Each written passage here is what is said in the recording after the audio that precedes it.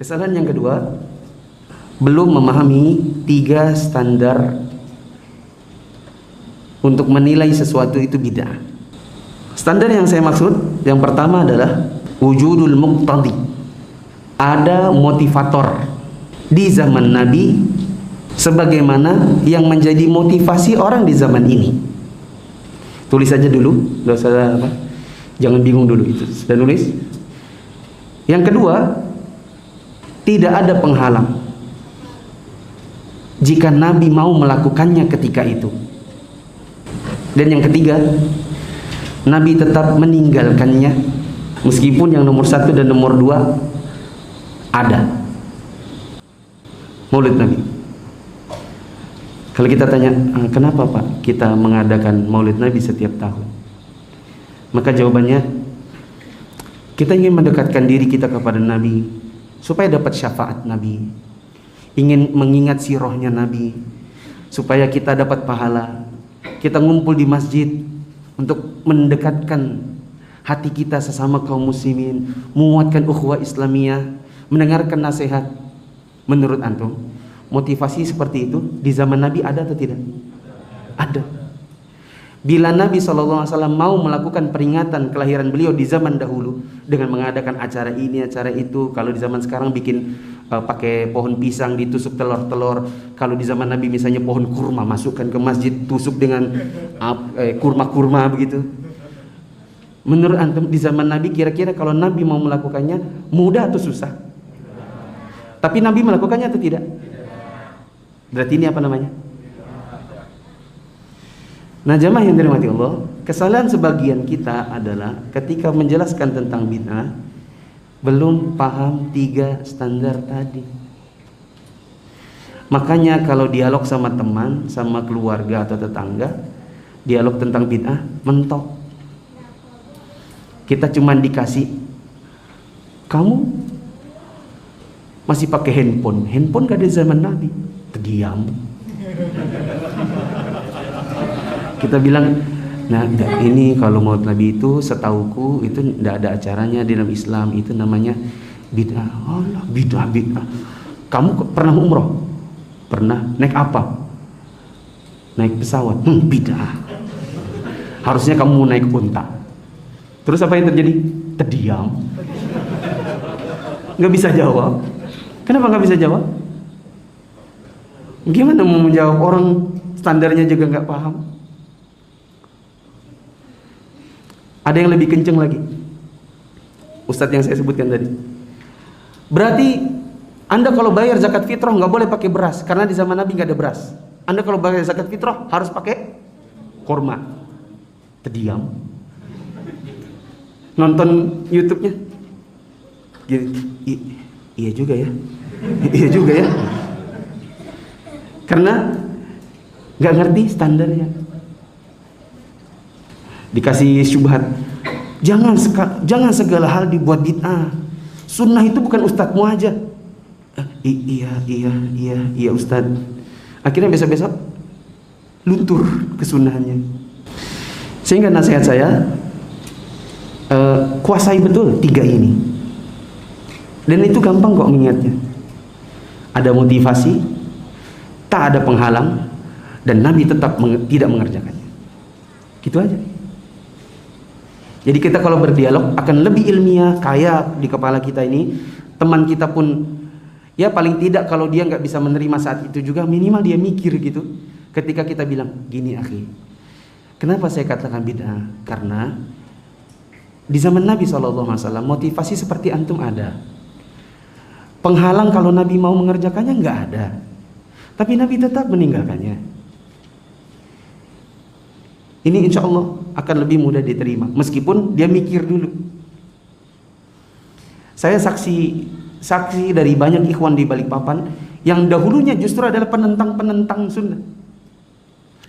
Nanti teman-temannya yang bilang, Ustadz kenalin teman saya, ya, kenalin siapa?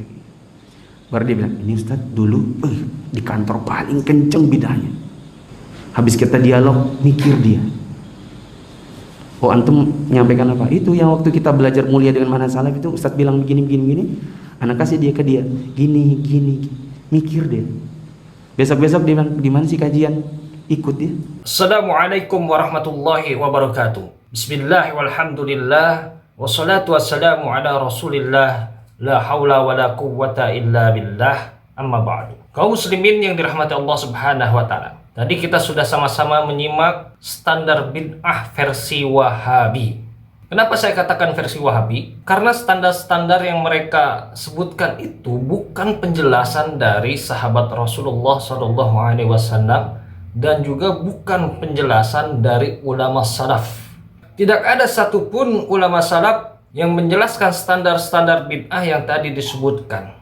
Dan hal itu murni karangan Wahabi. Seandainya ada ulama yang menyamai penjelasan Ustadz tadi, dan sudah pasti itu bukan ulama salaf tetapi ulama mutaakhir. Maka dari itu di dalam video ini saya tetap akan melanjutkan kajian kitab Al-Hawi lil Fatawi karya Imam Jalaluddin As-Suyuti, yang sebelumnya sudah dimulai dari kajian nomor 43, kemudian nomor 44, dan sekarang kajian nomor 45. Bagi yang belum menonton video kajian yang di awal, maka saya anjurkan untuk menonton terlebih dahulu supaya bisa memahami dengan baik dan benar apa yang dijelaskan oleh Imam Jalaluddin As-Suyuti.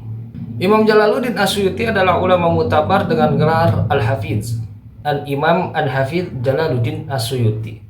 Disebut Al-Hafiz dikarenakan sudah menghafal lebih dari 100.000 hadis beserta sanadnya. Kita bayangkan seseorang yang meluangkan waktunya untuk menghafal hadis dengan segitu banyaknya. Tentu tidak lain dan tidak bukan tujuannya untuk ittiba, untuk mengikuti sunnah Rasulullah SAW.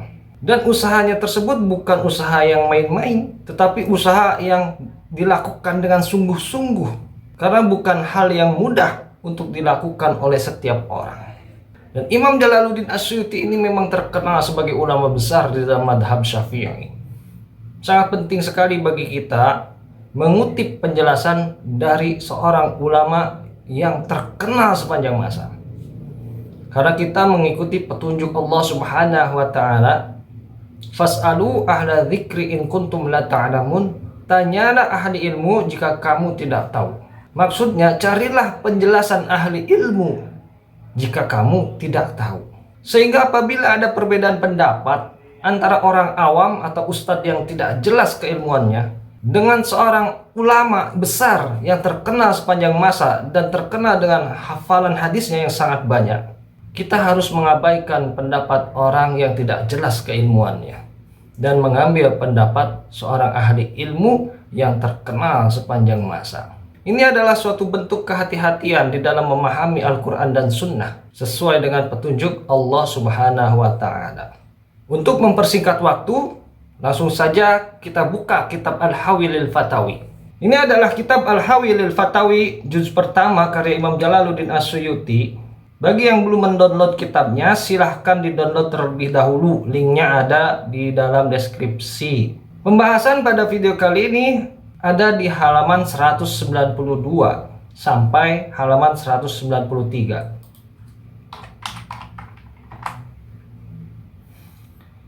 Ini redaksi kitabnya yang akan kita bahas dari halaman 192 sampai halaman 193. Dan redaksi kitab yang tadi sudah saya tandai, sudah saya ketik ulang di sini, sudah saya tambahkan harokat dan sudah saya terjemahkan supaya netizen bisa dengan mudah membacanya kembali, dan ini bisa di-download. Linknya ada di dalam deskripsi. Mari kita mulai kajian kitab Al-Hawi lil Fatawi karya Imam Jalaluddin As-Suyuti. Bismillahirrahmanirrahim. Imam Jalaluddin As-Suyuti berkata, wa qawluhu bal huwa bid'atun ahdathahal battaluna ila qawlihi walal ulama'ul muttadiyuna. Dan perkataannya, bahkan itu adalah bid'ah yang diadakan oleh orang-orang yang suka main-main, sampai perkataannya, dan tidak juga para ulama yang taat beragama. Maksudnya, di sini Imam Jalaluddin As-Suyuti sedang menjawab perkataan seorang ulama yang mengingkari peringatan Maulid Nabi, yang mengatakan bahwasanya Maulid Nabi adalah bid'ah yang diprakarsai oleh orang-orang yang senang main-main. Dan dikatakan juga tidak ada ulama yang taat beragama yang ikut merayakannya. Yuqalu alaihi qad taqaddama annahu ahdathahu malikun adilun alimun wa qasada bihi taqarruba ila Allah Ta'ala. Dikatakan kepadanya, maksudnya dijawab kepadanya, telah disebutkan sebelumnya bahwa itu diprakarsai oleh seorang raja yang adil dan berilmu, dan ia bermaksud untuk mendekatkan diri kepada Allah Ta'ala. Pada kajian sebelumnya, yaitu pada kajian nomor 43 sampai nomor 44, memang sudah dibahas bahwasanya yang pertama kali mengamalkan peringatan Maulid Nabi adalah seorang raja yang adil dan alim, dan di dalamnya ada ulama besar, seorang al-hafidh, penghafal 100.000 hadis, yaitu Al-Imam Ibnu Dihyah, yang ikut merayakan Maulid Nabi. Sehingga apa yang dikatakan oleh ulama yang mengatakan Maulid Nabi bid'ah dan tidak ada ulama yang ikut merayakan sudah terbantahkan. Wa hadaru 'indahu fihi al-ulama was-sulaha'u min ghairi nakirin minhum. Wartadahu Ibnu Dihyata wa sannafa lahu min ajlihi kitaban. Dan hadir bersamanya para ulama dan orang-orang soleh tanpa ada yang mengingkari dari mereka. Dan Ibnu Dihyah pun meridhoinya dan menyusun untuknya sebuah kitab demi hal itu. Fahaula'i ulama'u mutadiyuna raddauhu wa aqarruhu wa lam yunkiruhu. Maka mereka ini adalah para ulama yang taat beragama. Mereka meridhoi perkara itu, menyetujuinya dan tidak mengingkarinya. Wa qauluhu wala manduban lianna haqiqatal mandubi ma talabahu syar'u. Dan perkataannya, dan bukan pula sesuatu yang dianjurkan atau mandub, karena hakikat mandub adalah sesuatu yang diminta oleh syariat. Jadi ulama yang mengingkari Maulid Nabi mengatakan bahwasanya peringatan Maulid Nabi itu bukan sesuatu yang dianjurkan oleh syariat, karena menurutnya sesuatu yang dianjurkan oleh syariat itu harus ada nasnya, harus ada contohnya. Yuqalu alaihi inna talaba fil mandubi taratan yakunu bin nasi wa taratan yakunu bil qiyasi. Dikatakan tentang itu, sesungguhnya permintaan dalam perkara mandub terkadang datang dengan nas atau teks syariat dan terkadang datang dengan kias atau analogi. Di sini Imam Jalaluddin As-Suyuti menjawab orang-orang yang mengatakan tidak ada dalil nasnya. Dijawab oleh Imam As-Suyuti bahwa sesungguhnya di dalam syariat itu dalil bukan hanya berupa nas, tetapi ada juga dalil berupa kias. Dan Imam Jalaluddin As-Suyuti adalah seorang pakar fikih. Banyak menulis kitab-kitab yang menjelaskan tentang kaidah-kaidah usul fikih atau kaidah-kaidah syar'i. Contohnya seperti kitab Al-Asbah wa Nadhair. Sehingga Imam Jalaluddin As-Suyuti sangat paham sekali dengan apa yang dimaksud dengan kias.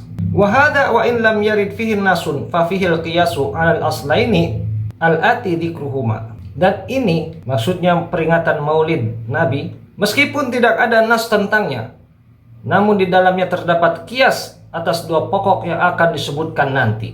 Di sini Imam Jalaluddin As-Suyuti menjelaskan bahwasanya pendalilan peringatan Maulid Nabi itu bukan dengan nas yang mencontohkan atau memerintahkan secara langsung, akan tetapi pendalilannya diambil dari dalil qiyas. Dan orang-orang yang tidak paham tentang qiyas tentu tidak akan mengetahui dalil peringatan Maulid Nabi. Hal itu dikarenakan kebodohan mereka. Jadi bukan tidak ada dalilnya, tetapi karena mereka bodoh atau tidak tahu. Wa qauluhu wala jaizun an yakuna mubahan li'anna al-ibtida'a fid dini laisa mubahan bi ijma'il muslimina. Kalamun ghairu musallimin. Dan perkataannya, dan tidak boleh dianggap sebagai perkara yang mubah, karena mengada-ngadakan sesuatu dalam agama tidaklah mubah berdasarkan ijma', maksudnya kesepakatan kaum muslimin. Kemudian dikatakan oleh Imam Jalaluddin As-Suyuti, ini adalah perkataan yang tidak bisa diterima. Li'annal bid'ata lam tanhasir fil harami wal makruhi. Karena bid'ah tidak terbatas hanya pada yang haram dan makruh. Bal qad takunu aidon mubahatan wa mandubatan wa wajibatan. Bahkan bisa juga mubah atau boleh, mandub atau dianjurkan, atau juga wajib. Jadi bid'ah itu menurut Imam Jalaluddin As-Suyuti hukumnya bisa mubah, bisa mandub, atau bahkan bisa juga wajib. Qala Nawawi fi Tahdzibil Asma'i wal Lughati, al bid'atu fi syar'i hiya ihdatsu ma lam yakun fi ahdi Rasulillah sallallahu alaihi wasallam wa hiya munqasimatun ila hasanatin wa qabihatin. Imam Nawawi berkata di dalam Tahdhibul Asma wal Lughat, bid'ah dalam syariat adalah membuat sesuatu yang tidak ada pada masa Rasulullah sallallahu alaihi wasallam, dan ia terbagi menjadi yang baik dan yang buruk. Di sini Imam Jalaluddin Asyuyuti mengikuti petunjuk Allah Subhanahu wa taala, fas'alu ahla dzikri in kuntum la ta'lamun. Tanyalah ahli ilmu jika kamu tidak tahu. Carilah penjelasan ahli ilmu jika kamu tidak tahu. Sehingga Imam Jalaluddin Asyuyuti mengutip perkataan ahli ilmu yang ada di atasnya, yaitu Imam Nawawi di dalam kitab Tahdhibul Asma wal Lughat untuk menjelaskan tentang bid'ah. Dan memang inilah yang sesuai dengan petunjuk Allah Subhanahu wa taala. Wa qala Syekh Izzuddin ibnu Abdissalam fil qawaidi, al bid'atu munqasimatun ila wajibatin wa muharramatin wa mandubatin wa makruhatin wa mubahatin. Syekh Izzuddin bin Abdissalam berkata dalam Al-Qawaid, bid'ah terbagi menjadi wajib, haram, mandub, makruh dan mubah. Qala wa tariqu fi dzalika an na'ridal bid'ata ala qawaidi syari'ati. Beliau berkata, cara mengetahuinya adalah dengan mengukur bid'ah itu pada kaidah-kaidah syariat. Fa idza dakhalat fi qawaidil ijabi fa hiya wajibatun, aw fi qawaidit tahrimi fa hiya muharramatun, awil nadbi fa mandubatun, awil karahati fa makruhatun, awil ibahati fa mubahatun. Jika masuk ke dalam kaidah kewajiban, maka ia wajib. Jika masuk dalam kaidah keharaman, maka ia haram. Jika masuk dalam kaidah anjuran, maka ia mandub. Jika masuk dalam kaidah makruh, maka ia makruh. Jika masuk dalam kaidah kebolehan, maka ia mubah. Wa dzakara likulli qismin min hadhil khamsati amsilatan ila an qala walil bid'ain mandubati amsilatun minha ihdatsu ribbati wal madarisi wa kullu ihsanin lam yuhad fil asril awali. Beliau juga menyebutkan contoh untuk masing-masing dari 5 bagian ini, hingga beliau berkata, dan bid'ah yang mandub atau dianjurkan itu contohnya membangun ribat, yaitu pos pertahanan kaum muslimin, mendirikan madrasah, dan segala bentuk kebaikan yang belum dikenal di masa generasi pertama. Wa minha tarawihu wal kalamu fi daqa'iqit tasawufi wa fil jadali wa minha jam'ul mahafili lil istidlali fil masaili in usida bidzalika wajhullahi ta'ala. Termasuk salat tarawih, pembahasan mendalam tentang tasawuf, ilmu debat, dan mengadakan majelis untuk mencari dalil dalam masalah-masalah agama jika tujuannya adalah mencari ridho Allah Ta'ala. Demikian yang bisa saya sampaikan pada video kali ini. Mudah-mudahan bermanfaat. Allahu a'lam bishawab. Wassalamualaikum warahmatullahi wabarakatuh.